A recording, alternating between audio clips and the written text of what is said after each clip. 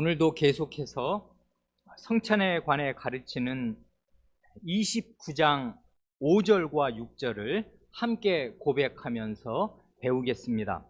먼저 5절을 함께 고백합니다. 이 성례의 외적 요소들은 시작. 이 성례의 외적 요소들은 그리스도께서 정하신 대로 사용하기 위해 정당하게 구별되면 십자가에 달리신 분과 관계가 있게 되어 진실로, 그러나 단지 성례전적으로 그것들이 표시하는 것의 이름으로, 즉 그리스도의 몸과 피라고 불리기도 합니다.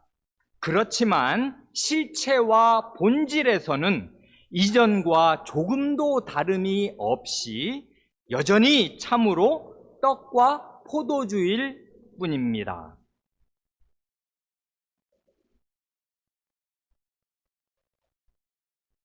이 첫 마디 다 이해하시겠지요? 이 성례의 외적 요소들은 에서 이 성례란 성찬을 가리키는 게 분명하고요. 성찬의 외적 요소들이란 빵과 포도주를 가리키는 것임이 명백합니다. 이 빵과 포도주가 그리스도께서 정하신 대로 사용하기 위해 정당하게 구별되면, 이게 조건이잖아요.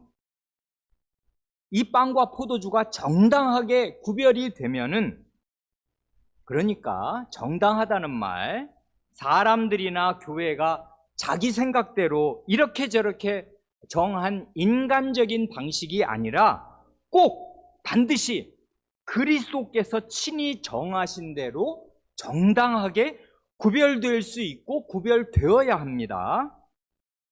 어떻게 하는 게 성찬의 빵과 포도주를 그리스도께서 정하신 대로 정당하게 구별하는 것인가? 그걸 우리가 모르지 않습니다. 왜냐하면 이미 3절에서 조목조목 고백하였지 않습니까? 지난주에 우리가 살펴본 것, 그리고 우리가 익숙하게 알고 있는 것, 그것입니다.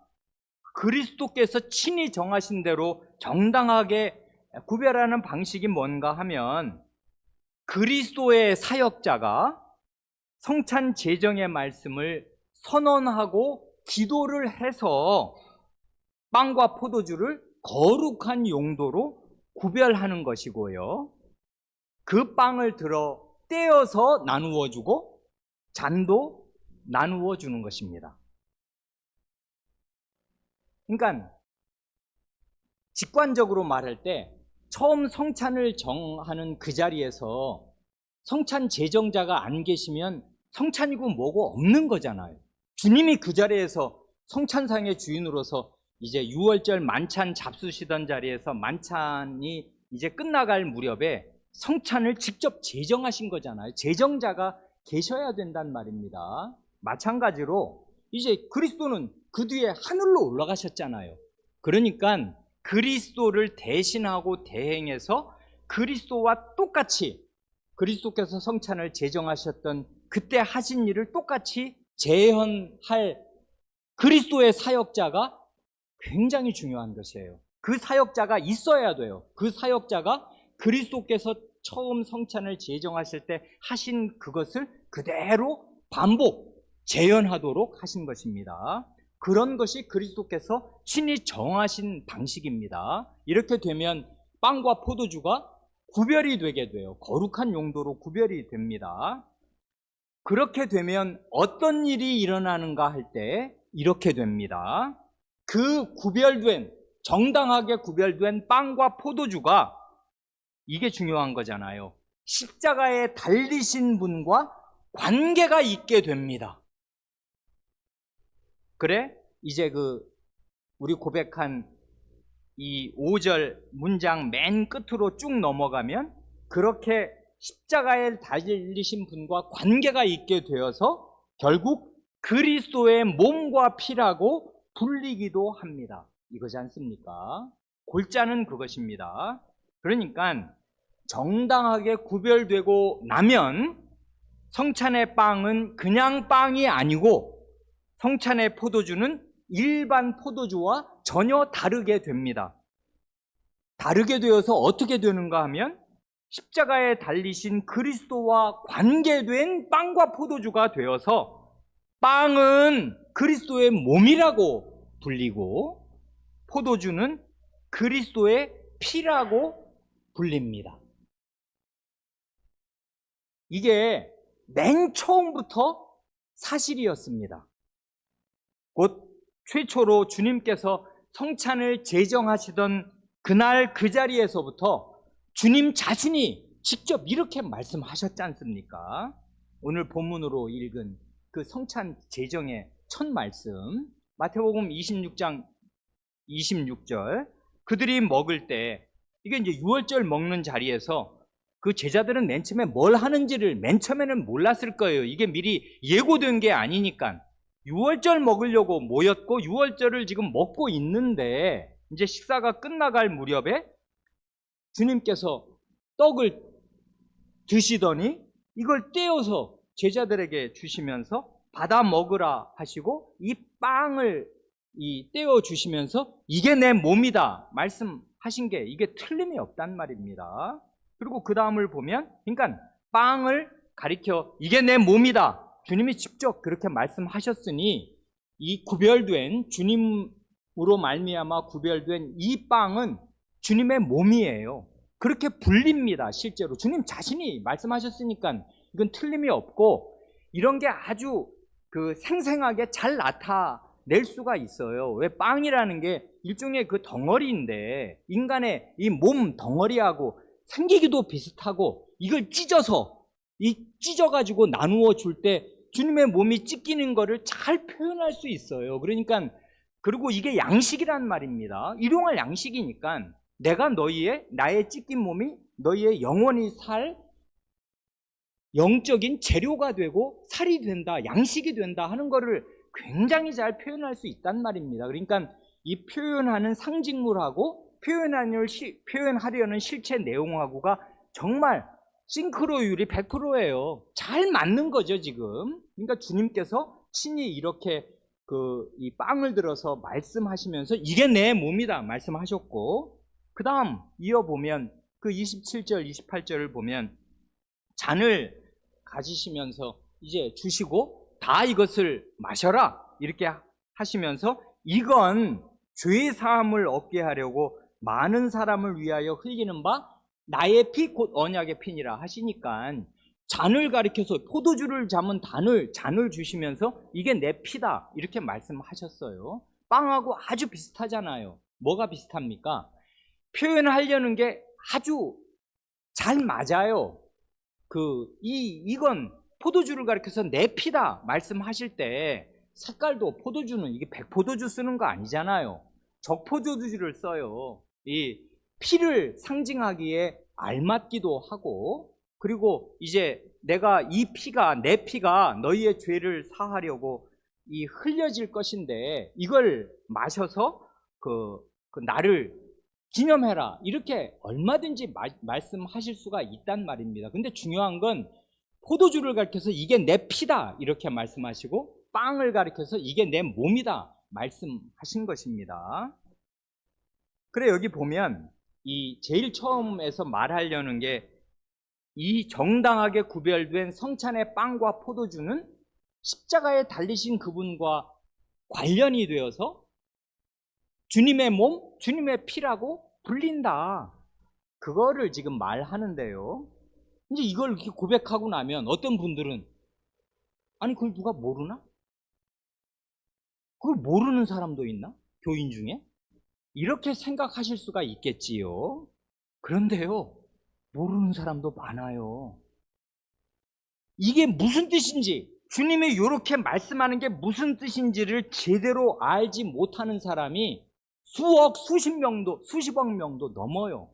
지금 현존 인구가 70억 명이라는데 개신교 인구보다 로마교 인구가 전 세계에 더 많아요. 그리고 이제까지 역사상 이 성찬 제정의 말씀의 원래 본 뜻이 무엇냐를 제대로 붙잡지 못한 사람이 더 많아요. 제대로 붙잡은 사람이 더 많아요. 제대로 못 붙잡은 사람이 훨씬 더 많아요. 그러니까 이건 뜻없는 고백, 너무나 뻔한 얘기를, 이런 얘기를 왜 시간 들여서 왜 할까? 할 얘기가 아니에요. 이게 굉장히 중요한 말이 됩니다. 그래서 우리의 신앙 고백서는 거기에 중간에 우리가 안 읽고 넘어간 아주 중요한 말을 덧붙이지 않습니까? 그게 뭡니까? 진실로 그러나 단지 성예전적으로 그렇다 하는 말을 거기에 덧붙이지 않습니까? 이 두 마디, 진실로 그러나 단지 오직 성예전적으로, 요 두 마디를 둘 다 함께 붙드는 게 아주 중요하지 않습니까? 둘 중에 하나를 포기하거나 둘 중에 하나를 놓치면 완전히 그릇된 길로 가게 돼요. 그래, 이게 굉장히 중요한 말이 되어서 이게 좀 문장 자체로는 초등학생들은 이해하기가 어려운 말이 되지만 이게 중요한 말입니다. 먼저 진실로, 정말 그렇다. 뭐가 정말 그렇다는 것입니까? 성찬의 빵과 포도주가 십자가에 달리신 분과 관계가 있게 되어서 그리스도의 몸이라고, 그리스도의 피라고 불리는 것이 맞다. 100번 그렇다. 100번 옳은 말이다. 진실로 그렇다. 그 말입니다. 그러니까 이건 지금 그냥 빵, 그냥 포도주 절대 아니고 그리스도의 몸이라고 말해도 좋고 그리스도의 피라고 말해도 좋을 만큼 그리스도의 몸과 피와 일치되는 그런 중요한 빵과 포도주다. 그리스도의 몸이라고 말해도 된다. 그리스도의 피라고 말해도 된다. 그리스도께서 직접 그렇게 말씀하셨으니까 그게 맞다. 그것입니다. 그러나 단서가 붙잖아요. 빵을 그리스도의 몸이라고 하고 포도주를 그리스도의 피라고 부르는 것은 그 다음 말 성예전적으로 곧 성찬 예식에서 그렇게 부르는 것이지 주님 자신과 성경 말씀이 그렇게 부른다고 해서 빵과 포도주의 실체와 본질이 진짜로 확 변해서 빵이 실제로 그리스도의 몸으로 바뀌거나 포도주가 실제로 그리스도의 피로 바뀌는 것이 아니다, 그것입니다. 그러니까 진실로라는 말, 이건 진짜다. 이거 그리스도의 몸이지 그리스도의 피지, 맞다. 그러나 그렇다고 해서 이게 성례전적으로 그런 것이지 실제로 본질로 그리스도의 몸과 피로 바뀌는 게 아니다. 이 두 가지를 꼭 붙들어야 돼요. 꼭 붙들어야 됩니다. 그래, 이 성례전적으로라는 말은 어려운 말이잖아요. 말 자체가 어렵지 않습니까? 성례전은 또 뭐냐? 그 성례적으로 이런 말이겠는데 예식적으로 말이에요. 이 거룩한 예식에서 이렇게 쓰인다 이 말인데 이 말이 무슨 뜻인가는 저 앞에 27장 2절에서 이미 고백하였지 않습니까? 이거를 설교하고 집에 갔더니 원성이 자자하던데 어렵더라 이것입니다. 뭘 설명이 복잡하고 어렵냐 그건데요. 이게 중요한 말이기 때문에 이 말을 굳이 어렵게 고백한 것이고요. 우리의 선조들이 이 말을 꼭 붙들어야 되기 때문에 성례전적이라는 말이 뭔 말이냐, 이 말을 이해하는 게 대단히 중요해서 이제 평생 다시는 이렇게 자세히 말씀드릴 일이 없을 거다 하는 마음으로 그날 자세히 말씀드렸습니다. 원성이 자자하든 어쨌든 말씀드렸습니다. 거기 27장 2절이 뭡니까? 거기 한번 보세요. 돌아가셔서 27장 2절 이렇게 고백하잖아요. 각 성례마다, 이건 세례와 성찬, 세례면 세례, 성찬이면 성찬마다 표와 그 표시된 것, 이건 형식과 내용, 상징과 실체, 그 물이든 아니면 세례의 물이든 성찬의 빵과 포도주든 이 표시와 표시된 것 사이에는 신령한 관계 혹은 성례전적 연합이 있습니다. 따라서 표의 이름과 효력은 그 표시된 것으로 말미암습니다. 그랬습니다. 지금도 어려우시죠, 이 말? 근데 이 말 잘 이해해야 합니다. 말을 이해하기가 좀 어렵지만은 이 말이 중요한 말이어서 성례의 형식과 내용, 상징과 실체 사이에는 아주 긴밀한 연결이 있고, 그리고 정말 세례의 물은 그냥 물이지만 H2O지만은 요 물이 뜻하는 그리스도의 피, 이거 사이에는 아주 긴밀한 연결이 있고, 이게 신령한 관계, 성신께서 하나로 묶어주시는 그런 관계가 있다. 이게 성경 언어에서도 확실히 나타난다. 할례 때부터 안 그랬나? 할례에는 이건 표시인데, 이건 예식인데, 근데 할례를 가리켜서 내 언약 자체다, 영원한 언약이다. 하나님이 그렇게도 말씀하실 만큼 요 표가 가리키는 내용 사이에는 때려야 뗄 수 없는 일치가 있다. 그러나 그럼에도 불구하고 표시는 표시고 내용은 내용이지, 표가 내용을 다 이게 말로는 하나인 것처럼이라고 해도 이 표시 자체를 내용으로 둔갑시키면 중대한 문제가 생긴다. 그러나 하나님 말씀이 그런 오해를 가져올 만큼 아주 두 개를 연결시켜 놓았다. 그러니까 요 연결시켜 놓은 진정성, 진실로 그렇다는 거, 그 진정성을 마음에 잘 이해하면서도 동시에 형식과 내용은 구분될 수 있고 구분되어야 한다는 거, 두 개를 일치시키면 안 된다는 거, 빵을 가리켜 진짜 그리스도의 몸이라고 한다든지 사실로 말이에요. 그렇게 하면 안 된다는 거, 그런 거를 이제 거기서 말한단 말입니다. 그래, 우리 방금 고백한 5절의 마지막 문장이 그거지 않습니까? 그렇지만 실체와 본질에서는 이전과 조금도 다름이 없이 여전히 참으로 떡과 포도주일 뿐입니다. 이건 성례전적으로 진실로 이게 그리스도의 몸과 피라고 불릴 수 있더라도 실체와 본질에서는 성찬 전에 어디서 사왔든 오븐에 구웠든 그 빵, 담근 포도주, 집에서 먹는 포도주랑 아무 다를 것이 없이 그냥 진짜 빵, 진짜 포도주일 뿐이다. 그걸 말한단 말입니다. 그래, 여기 실체와 본질이라는 말이 나왔지 않습니까? 빵이라는 실체와 빵의 본질, 포도주라는 실체와 포도주의 본질은 그대로 성찬 이전과 이후에 그대로 유지되는 것이지 성찬 이전과 이후에 조금도 바뀌지 않는다, 그것입니다. 이게 우리한테는 상식인데 이 상식이 안 통하는 사람들이 기독교계에 훨씬 더 많아요. 그래, 이게 문제가 된단 말입니다. 마찬가지로 여기서는 고백하지 않지만 반대적인 역도 사실이에요. 뭐냐 하면 그리스도의 실제 몸과 피가 있잖아요. 그리스도는 우리와 같이 인성을 입으셨으니까 그리스도의 몸이 없습니까? 있어요. 그리스도가 피를 안 흘리십니까? 피가 있어요. 그리스도의 그 실제 그 몸과 피, 곧 고난 받으신 뒤에 부활 승천하셔서 하나님 보좌 오른편에 앉아 계시는 그리스도의 실제 몸과 피도 주님의 몸과 피 그대로 그 자리에 계시는 것이지 조금도 바뀌지 않습니다.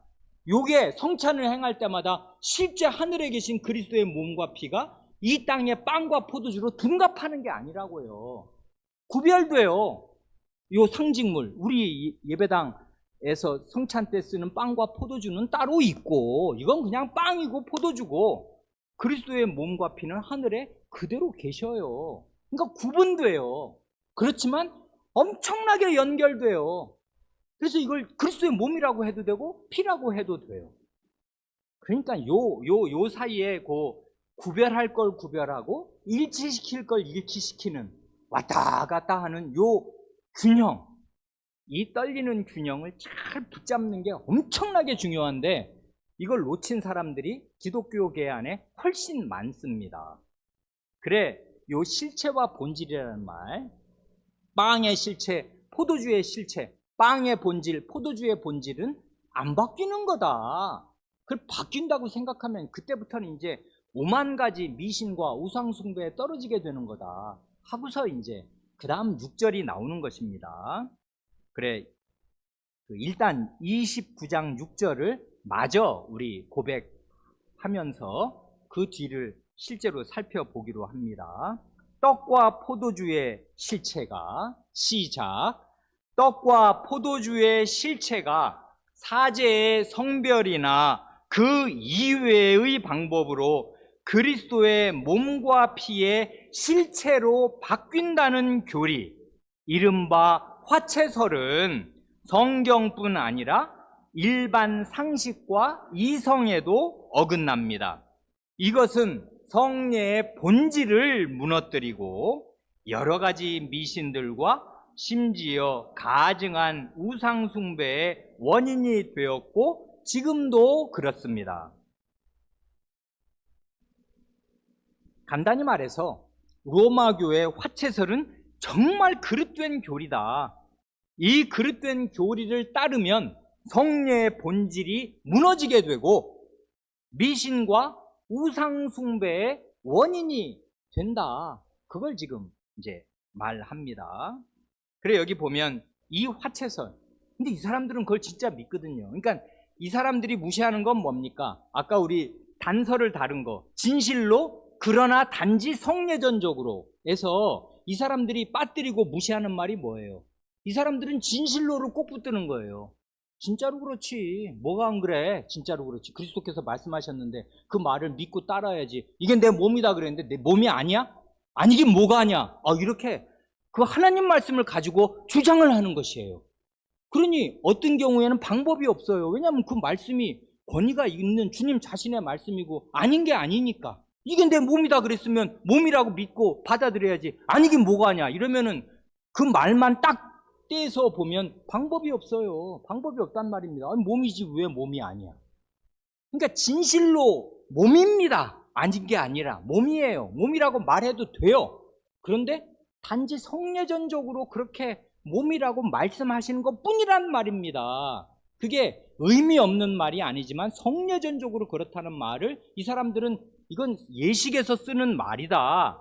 그런 말을 무시하고 인정하지 않는 것이에요. 처음부터 끝까지 진짜로 그렇다 그것입니다. 진실로만 붙들고 있는 거예요. 그런데 진실로라는 말 그러면 빼면 어떻게 돼요?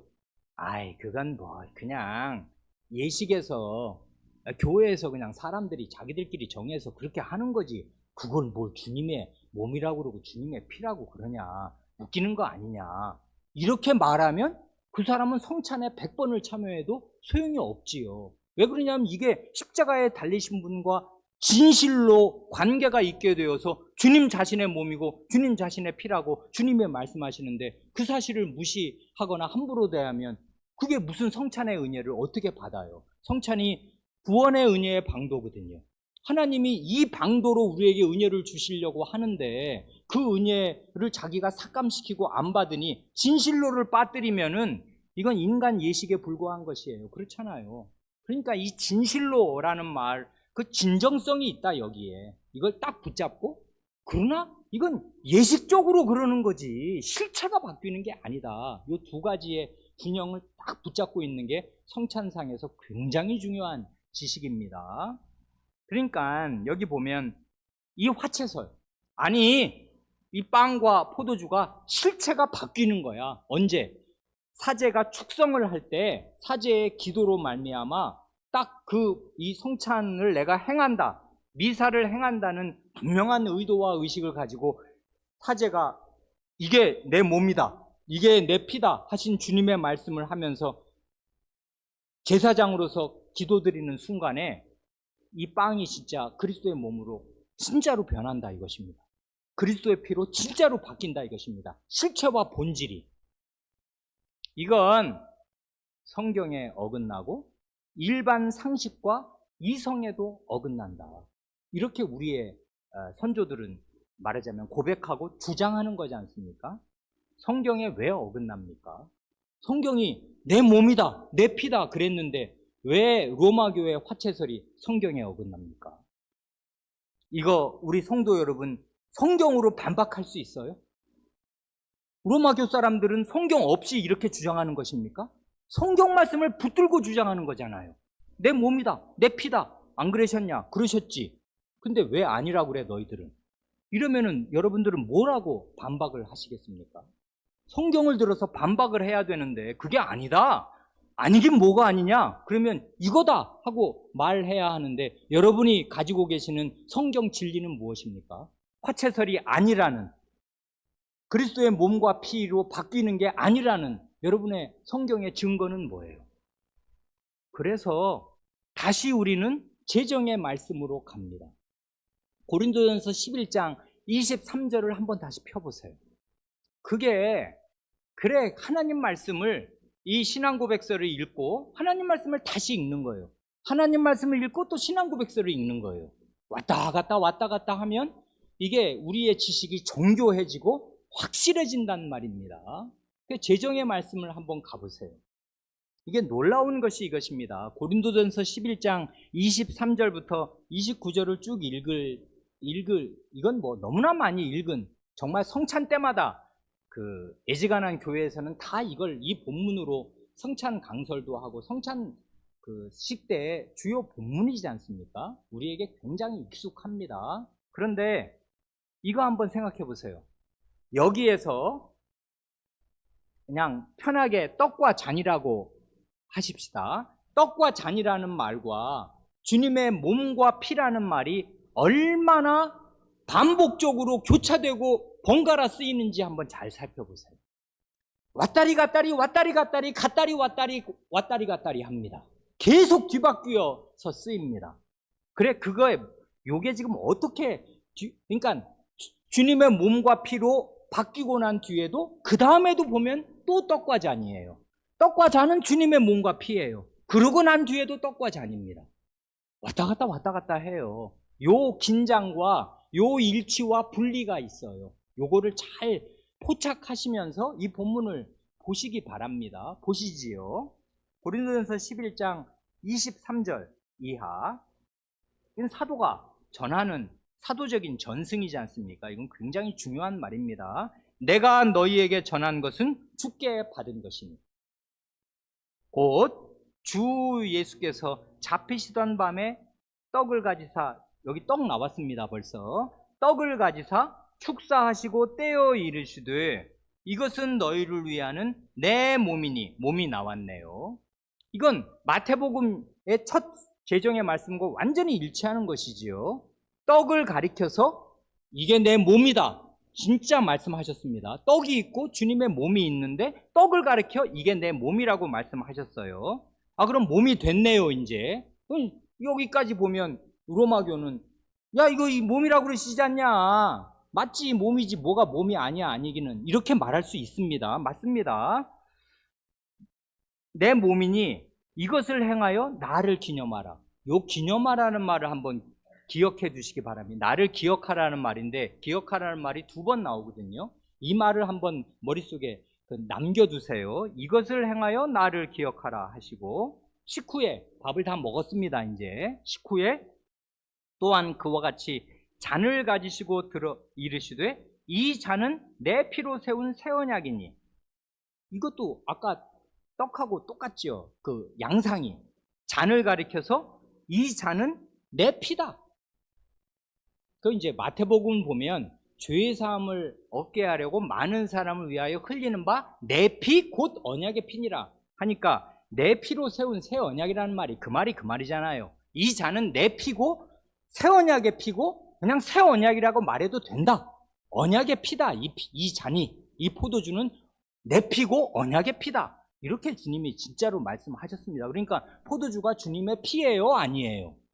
피 맞지요. 주님이 이렇게 말씀하셨는데 아니라고 그러면 주님 말씀을 무시하는 게 되니까 피 맞네요. 이 빵 주님의 몸 아니에요? 피예요. 맞지요? 맞습니다. 그 다음 보세요. 근데 거기 보면 이것을 행하여 마실 때마다 나를 기념하라. 그러니까 기억하라는 말이 2번 나오는데 떡에 1번, 잔에 1번 쓰였습니다. 이걸 행해라. 먹고 마셔서 나를 기억해라. 2번을 말씀하셨습니다. 이걸 다 잠시 뒤에 말씀드리고, 그 다음 그러면 이제 여기까지만 보면 그럼 뭐가 돼요? 떡이 주님의 몸이야, 잔이 주님의 피야. 틀림없어. 100%다 이거. 말해도 좋아요. 그런데 그랬으면 이제 주님의 몸하고 피를 말해야 되는데 그 다음에 26절을 보면은 여전히 떡과 여전히 잔입니다. 어쩌면 좋아요. 내 피인데, 내 몸인데 그래도 떡이고 잔입니다. 그래서 너희가 이 떡을 먹으며 이 잔을 마실 때마다입니다. 벌써 화채설식으로 하면 이 떡과 잔은 주님의 몸과 피로 바뀌었어요? 안 바뀌었어요? 바뀌었죠. 내 몸이잖아, 내 피잖아. 바뀌었습니다.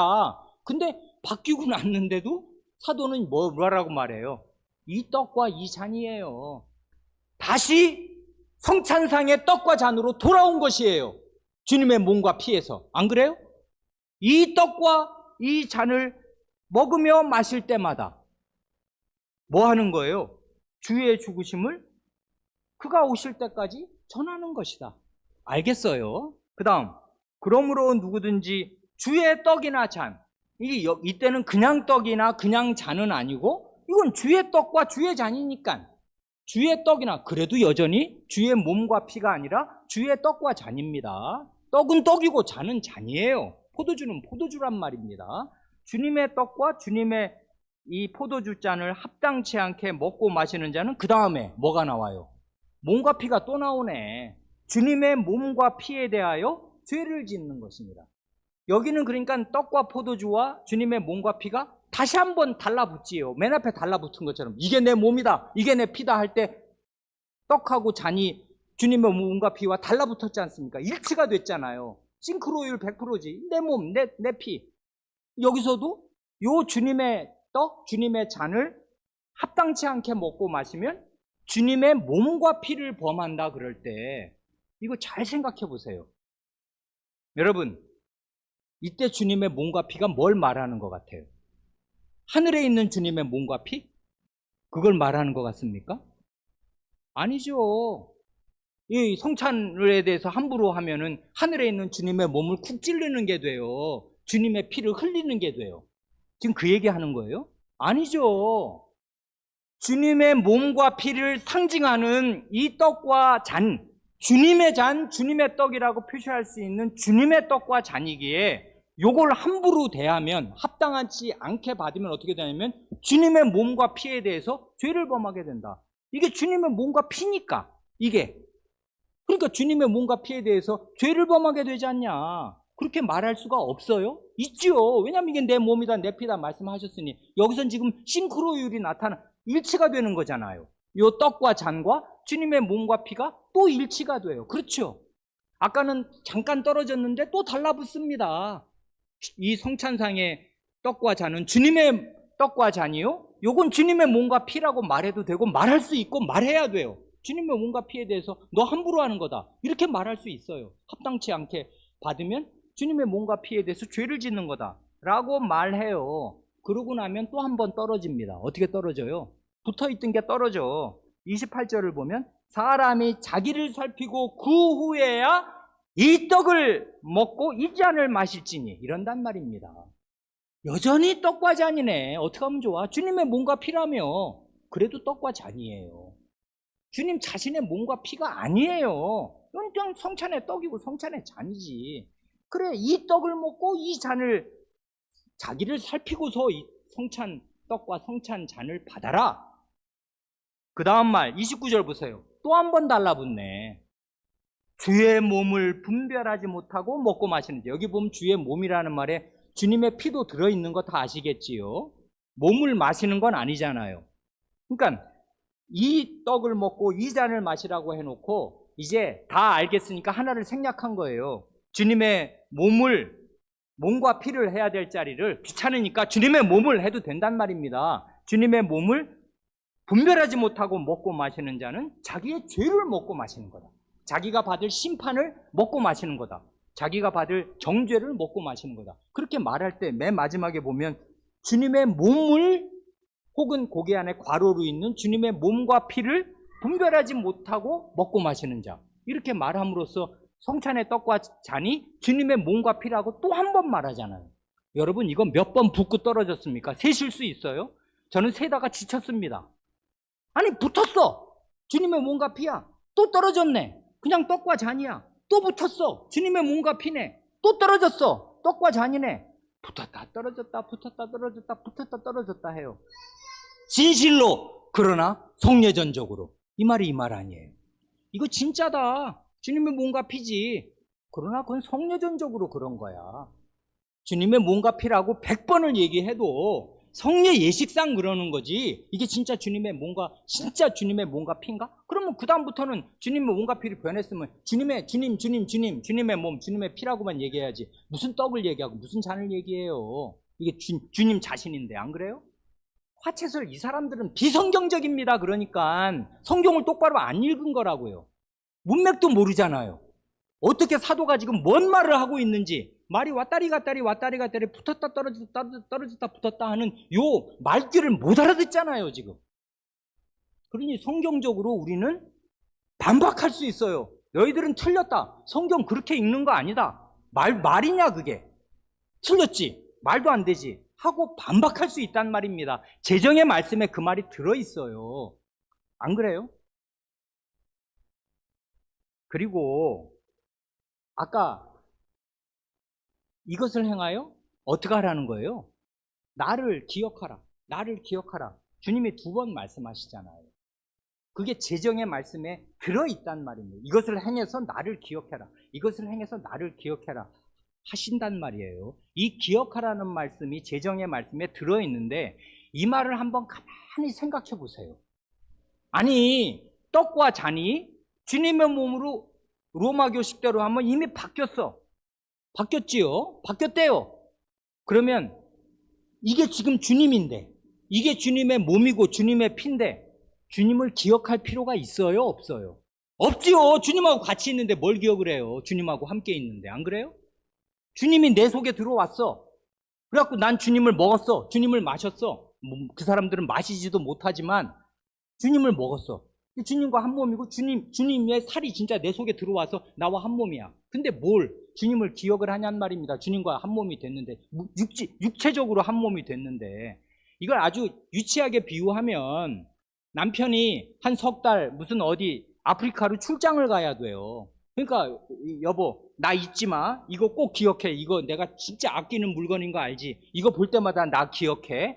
하는데 그 물건이 남편으로 바뀌었으면 이걸 볼 때마다 남편을 기억해야 돼요. 남편과 함께 있는 거예요. 뭘 기억을 해? 기억을 하기를 남편과 함께 있으면 되지. 이 물건이 내 남편으로 바뀌었는데 그럼 내 남편 붙들고 있으면 되지. 무슨 기억을 하냔 말입니다. 이건 말귀를 못 알아듣는 거잖아요. 주님이 이걸 행해서 나를 기억하라 할 때는 주님 자신은 따로 있는 것이고 따로 계시는 거잖아요. 따로 계시는 분을 요걸 바탕으로 요걸 하나의 매개로 해서 나를 기억하는 매개체로 삼으라는 뜻이지, 이게 나로 바뀌니까 이게 난 줄 알아라 그 말이에요 지금?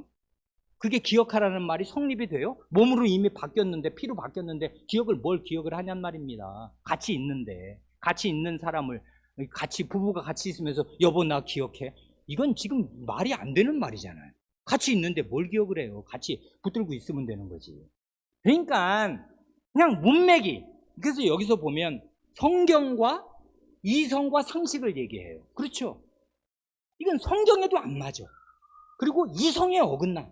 이게 상식에 안 맞는단 말입니다. 상식에 안 맞아요. 상식에 안 맞는 게 뭐가 상식에 안 맞냐 하면 이 마태복음 그 재정의 말씀의 첫 그 자리를 가만히 생각해 보세요. 이러면 그냥 상식선에서 명백하여집니다. 뭐가요? 예수님이 이게 성찬자리 그 왜 이제 좀 그게 사실인지 모르겠는데 왜 최후의 만찬이라고, 여러분 그 그림은 뭐 안 보신 분 한 분도 없으시겠죠. 유명한 그림이잖아요. 이름이 최후의 만찬인데 사실은 최초의 성찬이라고 불러야 할 것입니다. 마지막 밥 잡수신 거는 마지막 함께 다 드신 만찬인 건 맞는지 모르겠지만 그 제자들과 이 땅에서 마지막으로 다 함께 드신 최후의 만찬 자리가 사실은 최초의 성찬 자리였지 않습니까? 그 최초의 성찬 자리 한번 가만히 생각해 보세요. 다락방에 세 사람 남자가 모여 앉아 있습니다. 아마 주님이 중앙에 앉아 이제 기대어 이렇게 이렇게 식사하니까 이렇게 이제 기대어 누우셨을 것이고, 그 이제 자 줄줄줄 돌아가면서 한 상에 둘러 이제 앉아 있는데 주님이 이제 6월절 그 양고기 먹고 빵 마시고 포도주 몇 잔, 몇 번 마십니다. 6월절 그 잔치 때는 마지막 잔으로 아마 성찬을 제정하셨을 것인데 이제 고기도 먹었고 빵도 먹었고 포도주도 마셨어요. 그런데 주님이 그때 갑자기 이 빵을 딱 드시더니 이게 내 몸이다 하면서 이게 찢어서 제자들에게 나눠 주신단 말입니다. 그럴 때 여러분 그 자리에 베드로도 있었고 요한도 있었고 다 있었어요. 12 제자가. 그렇지 않습니까? 그 제자가 이 빵을 보면서 주님 뭔 말씀이시냐? 이 빵을 주시면서 이게 내 몸이다. 이게 내 몸이다. 이걸 먹어서 나를 기억해라. 이게 내 몸이다 그러실 때 제자들이 그 빵을 먹으라니까 먹어야 되잖아요. 먹어요. 먹으면서 내가 주님의 생사를 씹어 먹는 것이다. 그렇게 지금 생각하는 사람 한 사람이라도 있었겠습니까? 이 말씀을 하신 주님과 이 빵과의 구별성을 모르는 사람이 세상에 있어요? 없어요? 없지요. 아니 살아있는 주님이 지금 빵을 찢어주면서 이게 내 몸이다 말씀하시면서 주시니 그렇게 말하는 주님 자신의 진짜 몸하고 내 몸이라고 말씀하신 이 빵하고가 구별된다는 것을 모르는 사람은 그게 제정신을 가진 사람이 아니잖아요. 구별이 돼요. 이건 그냥 직관적으로 구별이 돼. 그런데 의미가 거기에 들어있어요. 이게 내 몸이라고 그러죠. 제자들은 그 맨 처음에는 그게 앞으로 뭔 일이 일어날지를 까맣게 몰랐으니까 이게 뭔 뜻인지 모르고 먹으라니 먹었고 마시라니 마셨을 뿐인데 다음날 그리고 날이 갈수록 그날 주님이 왜 그런 말씀을 하셨나 하는 걸 마음에 사무치게 알았을 것입니다. 주님이 그러셔서 그러셨구나. 주님이 그 다음날 그렇게 찢어지실 그 몸을 우리에게 미리 주신 거였구나. 그걸 그리고 계속 생각하고 계속 기억하라는 뜻으로 이걸 이렇게 행하라고 하셨구나. 그래서 진짜 매주일마다 초대교회 때는 매주일마다 성찬을 행해요. 그럼 제자들은 그 첫 번째 성찬상에서 주님이 하셨던 주님의 눈빛, 주님의 말 그게 계속 머릿속에 생각났을 거예요. 그건 죽어도 잊을 수가 없는 거지. 안 그래요? 주님이 실제로 그런 길을 가셨으니까 바로 다음날 24시간도 안 지나가지고 24시간이 뭡니까? 열몇 시간도 안 지나가지고 주님 몸이 진짜 찢어졌어요. 그리고 피를 철철 흘리시게 된 거를 다 봐서 아는 사람들이다 보니 그거를 뜻하시려고 이렇게 말씀하셨구나 할 때 마음이 뭉클하고 주님의 은혜를 다 받지만 이게 진짜 이 포도주가 주님의 몸으로 피로 확 바뀐다는 거를 그걸 생각하면서 먹는 거예요. 그러면 이게 내 피다 하는 말이 사실이 아니에요? 피 맞지요. 주님의 은혜와 마음과 사랑이 거기 다 담기고 그걸 가장 잘 표현할 수 있는 상징물을 택하셨으니 너무나 지혜로운 말씀이잖아요. 그래서 여러분 간단히 말하면 이것입니다. 성경 해석 똑바로 해야 돼요. 성경 해석하기 쉬워요? 어려워요. 어렵다고. 로마교는 여전히 자기네 해석을 절대로 벗어버리지 않아요. 회개하지 않습니다. 자기들이 틀렸다는 사실을 인정하지 않아요. 상식에도 어긋나는 일을 끝까지 주장해요. 끝끝내. 교황이 위대합니까? 훌륭한 사람입니까? 이런 그릇된 교리의 선봉장이에요. 왜 그러냔 말입니다. 하나님 말씀이 명백한데도 불구하고 1000년 이상 지금 신약시대 이래로 2000년인데 2000년 동안 내내 이런 건 아니고 처음에는 바르게 깨달아서 오다가 중세 어느 때에 가서 이제 이 화채설을 만들어내고 종교개혁 시절 어간에 와서는 이걸 교리로 딱 선포하고 난 뒤에는 500년 안에 한 발도 벗어나지 않아요. 지금도 모든 사람들이 그렇게 로마교는 가르치니까 아니 교인들이 사제보다 이른바 그 신부들보다 성경을 더 잘 알아요. 그 사람들은 신학교 나온 박사들 아니에요, 말하자면. 그러니까 교인들하고 신학 논쟁을 하면 이길 도리가 있나. 그리고 성경 말씀을 들이대지 않습니까? 이게 내 피다 그러는데 여러분 믿으십시오. 저는 믿음이 부족해서 잘 안 믿어지는데 신부님 어떡하죠? 믿으셔야죠. 하나님의 말씀인데, 주님의 말씀인데. 그러면 아멘 믿습니다 하는데 믿긴 뭘 믿어요? 내 피다 믿어야지. 그런데 어떤 의미에서 피라고 얘기하신 것인지를 그 뉘앙스를 잘 파악해야지. 하나님 말씀으로 잘 취해야 되는데 이게 언어라고요. 언어. 하나님 말씀이 인간의 언어지 않습니까? 인간의 언어를 매개로 주셨지 신의 언어로 말씀하신 게 아니잖아요. 그러니까 하나님 말씀 알아듣는 방식이 있고 해석하는 방식이 있어요. 그런 걸 상식에 맞게 잘 해석을 해야 되는데 이 해석에서 비끄러지면은 그릇된 교리를 생성해 놓고는 그 다음부터는 그릇된 교리로 성경을 뒤집어 씌워서 해석을 해요. 그러면 방법이 없어요. 그 다음부터는 이제 온갖 미신과 우상숭배가 쏟아져 나옵니다. 이 그릇된 교리에서 그릇된 관행들이 쏟아져 나와요. 지난주에 다 말씀드려서 반복하지 않습니다. 왜냐하면 이게 진짜 그리스도의 몸이네, 그리스도의 피네. 그러니 당연히 섬겨야죠. 우리라도 그럴 거 아닙니까? 진짜 그리스도의 몸인데 그냥 지나갈 수는 없지요. 예를 갖추어야 되고, 그러니 물질 숭배자가 됩니다. 그리고 미신적이 돼. 왜냐하면 이게 효능을 발휘해야 되거든요. 왜냐하면 그리스도의 몸이니 효능을 안 발휘할 수가 있나? 그러니 역병이 돌면 동네 한 바퀴를 돌지를 않나? 여기다가 감실에 모셔놓고 그 앞에 절하지를 않나? 이게 미신이지, 이게 우상숭배지. 무슨 그 빵 쪼가리, 그 포도주가 무슨 효능을 발휘한단 말입니까? 그리고 그걸 왜 성례가 끝나고 난 뒤에 왜 그걸 보관을 하고 떠받들고 섬기냔 말입니다. 그러니까 그릇된 교리에서 이 미신과 우상숭배들이 나오는데, 이런 게 바로 전통의 무서움이고 고질병의 어려움이에요. 전통 무섭습니다. 한번 굳어지잖아요. 그렇게 우리 조상 내내 수백 년을 그렇게 해왔는데 지금 와서 아니라고? 아니긴 뭐가 하냐? 그 사람 방법이 없어요. 전통에 완전히 사로잡힌 아들이 되어서 한 발도 못 벗어납니다. 고질병이 무서운 게, 고질이라는 말이 그거잖아요. 깊이 들린 병 안 빠져요. 못 고칩니다. 거의 불치병에 가깝다고요. 물론 하나님 말씀이 능력이 있고 하나님 말씀은 처음부터 이렇게 가르쳤으니 이 말씀으로 돌아오는 게 회개고, 이 말씀을 믿고 바르게 깨우치면 될 것인데 자기들의 그릇된 교리를 주장하면 안 된다는 말입니다. 그런데 우리가 오늘 다 아는 것 같지만 이 말씀을 다시 보면 사실은 제정의 말씀 안에 모든 게 들어있잖아요. 이 말씀을 병명한 마음으로 성신의 인도를 받아서 가만히 읽고 가만히 생각하고 이 말이 무슨 말일까? 왜 이렇게 말씀하셨나? 한마디를 하면은 우리가 충분히 하나님의 말씀으로 확고부동한 우리 나름의 그 확신을 가지고서 그릇된 교리를 반박할 수도 있고 쳐낼 수도 있고, 그게 왜 그릇됐는지, 어디서 그릇됐는지를 밝혀낼 수도 있단 말입니다. 그렇잖아요. 그러니까 우리의 선조들이 요 신앙고백서를 이렇게 5절 6절 한 것이 여기 증거성구에서 다 나오는 것들이에요. 그래서 성경 말씀을 가만히 보면 다 들어있어요. 그래, 이 고린도전서 11장 23절 그 이하에 성찬 제정의 말씀이 아무쪼록 우리 성도 여러분의 마음에 새로워졌기를 바랍니다. 그런 마음으로 성경을 다시 읽는 거예요.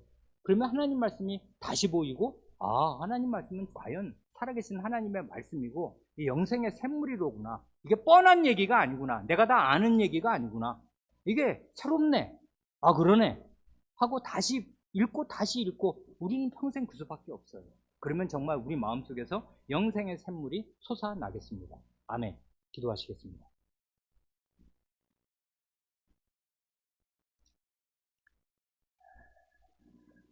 하나님 아버지, 로마교 신자들이 삼위 하나님을 부인하는 사람들이 아니요, 성경 말씀 자체를 하나님의 말씀이 아니라고 부인하는 사람들이 아니고, 자기들이 죄인임을 알고 그리스도가 유일한 구주이심을 고백하지만은, 그런 면에서 사도신경을 함께 고백함으로 저희의 가까운 형제요, 우군이요, 한 하나님을 모신 형제 자매라고도 말할 수 있는 사람들이겠지만은, 그러나 오랜 전통에 사로잡히고 그릇된 교리에서 한 발도 벗어나지 못하여 여전히 성찬의 빵과 포도주가 주님의 몸과 피로 실제로 본질로 변한다는 그 그릇된 교리를 붙들고 있어서 여러 가지 미신과 우상숭배에 여전히 빠지며 매일 우상숭배 같은 일들을 하고 있는 것을 저희가 봅니다. 그러나 주님, 사실은 이런 오류와 이런 무지와 이런 어두움이 저희 안에도 있는 것이 아니겠사옵니까?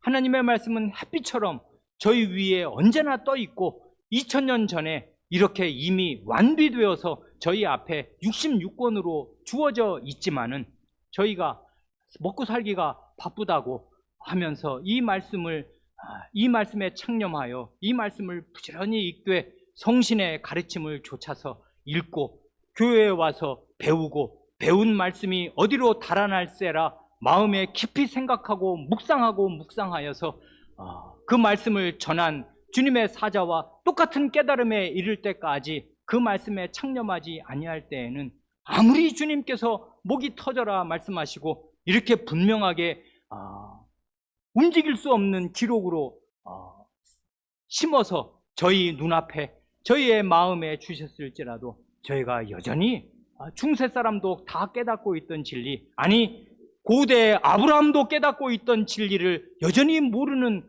우매무지한 사람으로 살 수가 얼마든지 있는 것을 생각하옵니다. 그러므로 주님, 저희에게 겸비한 마음, 겸비한 열심을 주셔서 하나님의 말씀에 창념하게 하시고 주야로 하나님의 말씀을 읽고 읊조리고 묵상하게 하셔서 저희의 마음이 진리의 말씀으로 환히 밝아지게 하시고, 그러므로 그릇된 말을 하는 사람들, 그릇된 교리를 설파하는 사람들을 하나님의 말씀으로 당당하게 맞서 물리치는 자리에 다 이룰 수 있게 하여 주시기를 구합니다. 우리 구주 예수님의 이름으로 기도합니다.